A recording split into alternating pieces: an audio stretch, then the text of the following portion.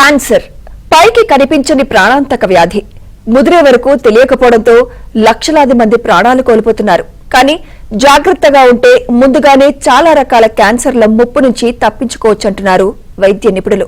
ముఖ్యంగా దేశంలో 40% క్యాన్సర్ మరణాలు స్వయం తప్పిదాలతో అవుతున్నావే అని సర్వేలు తేల్చి చెబుతున్నాయి.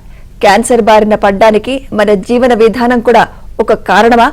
లైఫ్ స్టైల్లో మార్పులు చేసుకుంటే క్యాన్సర్స్ నుంచి నివారించవచ్చా? చెడు అలవాట్లకు బానిసలైతే భవిష్యత్తులో భారీ మూల్యం చెల్లించుకోక తప్పదా అన్న అంశాలపై ఇప్పుడు విస్తృతంగా చర్చ జరుగుతోంది.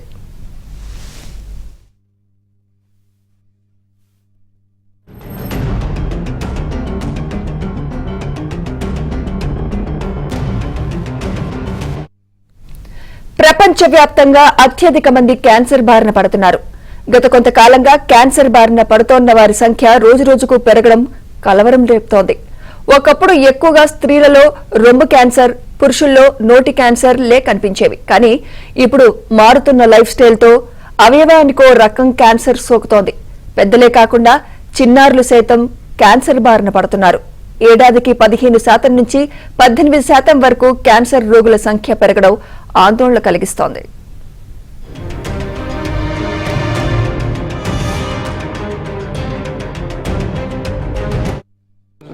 Any age group, any caste, creed and any socio-economic status can be affected. But each socio-economic status, different kinds of cancers would come. This breast cancer అనేది higher strata వస్తుంది. అలాగే colonic cancers, intestinal cancers higher strata వస్తుంది because of the junk food. గ్రామీణ ప్రాంతాల్లో వచ్చేది hygiene మూలాన. Hygiene సరిగా లేదు కనుక క్యాన్సర్ సర్వీక్స్ వస్తుంది, నోట్లో క్యాన్సర్స్ వస్తుంది, పొగాకు తింటారు, బీడీలు తాగుతారు, వాళ్ళకి ఓరల్ క్యాన్సర్స్ వస్తాయి. So each state has got risk factors. These are all habitual related. Most of them are habit related. శ్రీకాకుళంలో చుట్టాను ఉల్టా పెట్టుకొని తాగుతారు, వాళ్ళకి ప్యాలెట్ క్యాన్సర్ వస్తుంది. So all these are majority of them are the habit related cancers. Those are preventable cancers అంటాం. So definitely each state has got different types. Prostate cancer పెరుగుతూ ఉంది, హైయర్ స్టోటైల్ పెరుగుతూ ఉంది. These are all diet related. Oral cancers, food pipe cancers, cigarette related. So each state have got different risk factors. So everybody is at risk. They should be conscious and they should be alert. They should not run away from getting diagnosed of cancer. These cancers are all curable.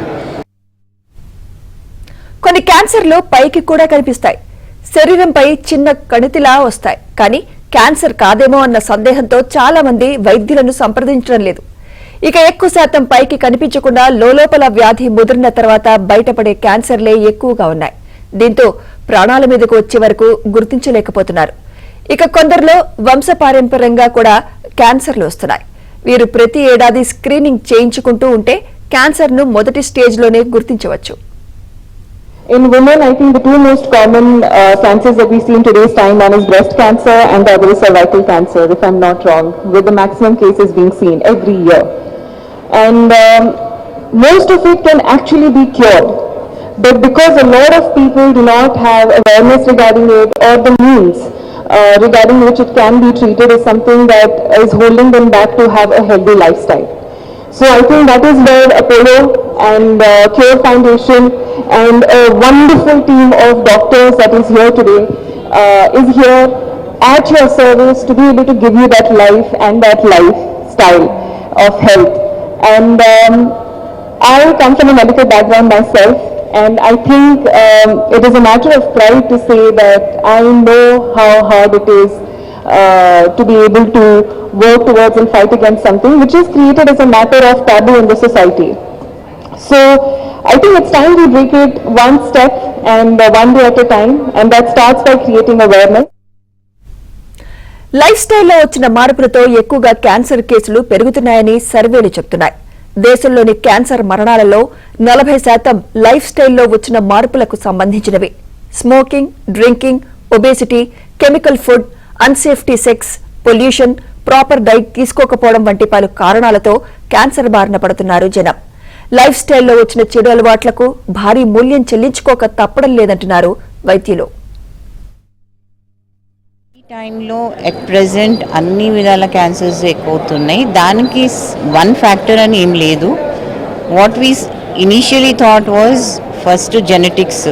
మదర్కి వస్తే డాటర్కి వస్తుందని, ఫాదర్కి వస్తే సన్కి వస్తుందని, ఇట్లా definite connection పెట్టారు. But apart from that diet అని, ఎక్సర్సైజ్ లేకుండా sedentary life, all these they were citing as factors. ఇప్పుడు యూరినరీ బ్లాడర్ క్యాన్సర్ అంటే కన్స్ట్రక్షన్ వాళ్ళు they are exposed to tar laying the roads, so అటువంటి వాళ్ళకి డెఫినెట్గా వస్తుంది 90% ఛాన్సెస్. స్మోకింగ్ ఉంటే లంగ్ క్యాన్సర్ 90% ఛాన్సెస్. బట్ ఈ టైంలో even those who are not smoking, who are only just 30 or 40 years old, they are diagnosed with lung cancer.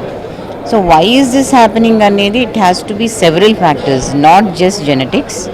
It is preservatives in food, whatever, then fast food, eating more of fast food and leading a sedentary life in front of the screens, and more of alcoholism, parties, going out too much, exposure to more of smoke, pollution.